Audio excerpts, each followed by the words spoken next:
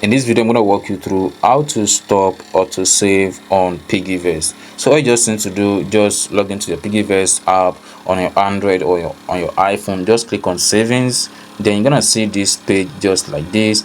Then the next thing you want to do, click on the piggy bank option. Just click on that. Then you're gonna see this page like this. You can see enable autosave. So instead of, if you have turned on the autosave already, you're gonna see turn off autosave. You can see there is two options right there. On this top right here, you can see autosave, and on this second option too, you can see enable autosave setup. You can see there's another option right there. So if you have already turned on your autosave, you will be able to turn it off, and you can also click on settings right here, and there is an autosave settings where you can change your autosave settings right here.